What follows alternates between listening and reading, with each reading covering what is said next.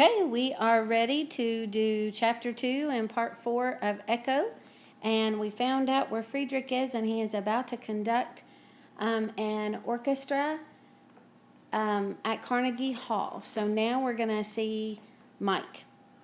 As the taxi pulled up to the corner of 57th Street and 7th Avenue in New York City, Mike Flannery rushed from the lobby of the theater, where he'd been waiting and pacing in his tuxedo.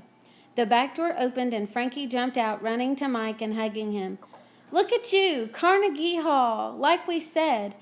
Are the balconies all gold and the seats all red?" Mike laughed and patted Frankie on the back. "It's as if you're standing inside an ornate golden egg, and yes, the seats are just like Granny said they'd be." He held Frankie at arm's length, admiring his suit. "You don't look so bad yourself. Your first year of law school is agreeing with you." "Top of the class so far," he said, standing taller.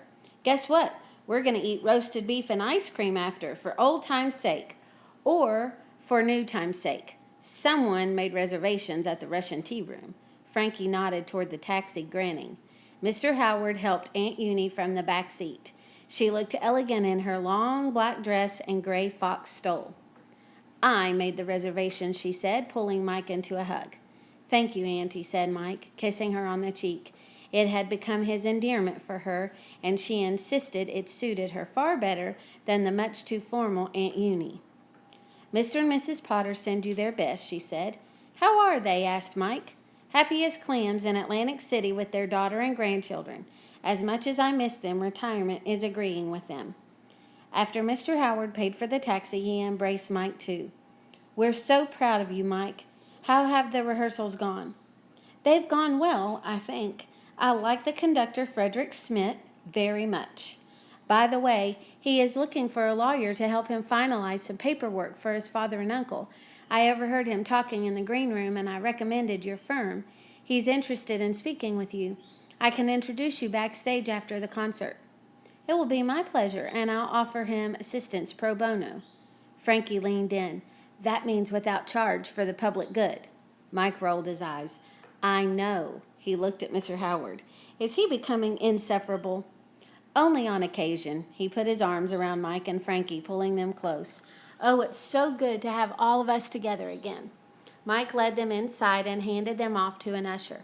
"I have to go now." He winked at Auntie. "I'm looking forward to the roasted beef and ice cream." "And cake," she said, smiling. He kissed her cheek again. "Auntie, I'd never be here without you." She straightened the lapel of his jacket. "We helped each other, didn't we? But I think I received the best part of our arrangement. 2 fine boys." Mike blinked back tears. Granny had known it in her soul. The right person had found them. Frankie leaned toward Mike and held out an upright fist. "You and me, we stick together." Mike did the same, tapping Frankie's. "That's right, kid. You and me." In his dressing room, Mike waited for his call. It was funny how Frankie's words could rekindle his childhood memories. Granny telling them all about Carnegie Hall, the cellar at Bishop's, and the night he and Frankie tried to run away. So now we're going back to the point where we left Mike. And remember, he's grown now, and so is Frankie. Frankie's in law school, so they're not little anymore. Time has passed. It turned out that all those years ago he'd been wrong about Auntie. She had wanted them. Mike had been mistaken about the papers he'd seen on her desk. The appeal for the reversal of their adoptions had been approved and the papers sent to her, but they wouldn't become legal unless she signed them, which she never intended to do. When Mike had confronted her that day in the library, his love for Frankie had shined a light on her heart. She ceremoniously burned the papers in the fireplace the day after Mike's fall from the tree, when by some grace nothing more than the wind was knocked out of him. Mike, Frankie, Mr. and Mrs. Potter, Auntie and Mr. Howard — they never called him anything other than Mr. Howard, even after he and Auntie married — moved to his house on the corner.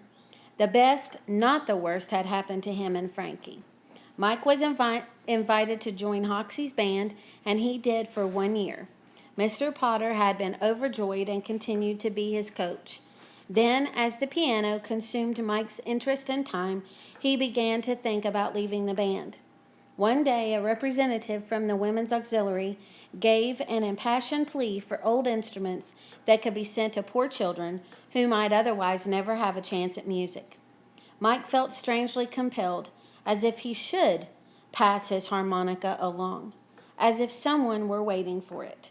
So he gave it up, sending it on a journey to another child who needed the world to seem brighter with more possibilities and wanted to testify to feelings in his or her heart just as Mike had. Okay, so that's your next question. What did Mike do with the harmonica and who ended up getting it? So he gave it away, and who wound up getting that harmonica? Ivy did, right? By the time Frankie was old enough to join, the famous Philadelphia Harmonica Band of Wizards had dissolved due to lack of funds. Means they didn't have enough money, and so they weren't able to continue. Frankie didn't mind because by then he hoped to be a cowboy and was saving Ralston Purina cereal box tops for a series of Tom Mix comics books. After high school, Mike was admitted to Juilliard School of Music in New York City. Before he could enter, the U.S. government lowered the draft age to 18. America was at war, and Mike entered the U.S. Army. After his tour of duty, he finally went to Juilliard and then auditioned for the Philadelphia Philharmonic. A few years later, he moved to New York City, the place he always dreamed he would belong. There was a knock on the private dressing room door. A voice from the other side said, "Mr. Flannery, 5 minutes, sir." "Thank you," called Mike, taking a deep breath. He headed toward the stage, catching the eye of the stage manager, who waved him over to the wing. "About 3 minutes until your solo." Mike heard the last lines of the Porgy and Bess suite and the thunderous applause that followed. Friedrich Schmidt walked off the stage to the wing where Mike stood waiting. "Ready?" he asked, smiling. Mike nodded. "Ready." Friedrich waited until the orchestra had regrouped and turned the pages of their music before walking back on stage. Mike followed and sat at the piano. Friedrich raised his baton. Mike heard the clarinet glissando that opened Rhapsody in Blue. He waited for the horns and strings and the rest of the orchestra to fan out around him.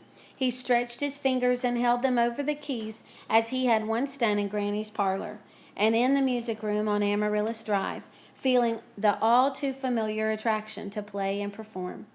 He waited for the crescendo and began. While he played, he thought about how Gershwin had composed much of the piece on a train, with the rattling and jingling and clacking over the rails. Gershwin heard music in the midst of noise and saw the piece as an array of all that was American, a composition of people of every color, rich and poor, quiet and loud, a mishmash of humanity. Mike played it as if he were in Granny's neighborhood, with girls playing hopscotch and boys playing pimpleball and cars and trucks honking and mothers hollering out their windows for their children. At the tender interval before the finale, he heard his mother humming and saw Granny throwing open the window so the entire neighborhood could hear the beauty of his playing. The music sauntered through Central Park, strolled through boroughs, tiptoed across bridges, waltzed in ballrooms, ran. The Big Apple, his city, the place he'd always wanted to be, the place Granny had loved and always wanted to take him. Was he really here on this stage? He pounded out the rhythms of sledgehammers and the staccato riveters as the city grew upward, scraping the sky. He followed the music, but his heart was following his journey to this very spot in time. From Allentown to Philly to Bishop's, and his and Frankie's promises to stick together. From Bishop's to Amaryllis Drive, and learning to hope for the best, and that no matter how much sadness there is in life, there are equal amounts of maybe things will get better someday soon. From Hoxie's Philadelphia Harmonica Band to the U.S. Army to Juilliard to this piano bench in Carnegie Hall, where for one moment, with any luck, the audience's heart and the world would stand still. The conductor wrapped the orchestra around him, and together they brought the audience to their feet. Mike slid from the piano bench, took a breath, and bowed as the applause embraced him. Above all the cheers, he heard Frankie calling out, "Bravo! Bravo!" Okay, that's Mike's story. So see how life is a mix of all kinds of things. And all of those things in his life led him to this point and allowed him to be the kind of musician he was. Your life may not look like the way you want it to look all the time, but God is working out a beautiful tapestry to show his glory in your life. And I love when I see books and I see things like this come together. The author may not be thinking about how God works it together, but I do. And I know that that's the way it works. So when I see a beautiful story come together, I know that that's exactly how God is working in our own lives. I want you to think about your own tapestry that is being weaved and think of it on display as others to see God's glory in your life. Okay, we'll see what's going on with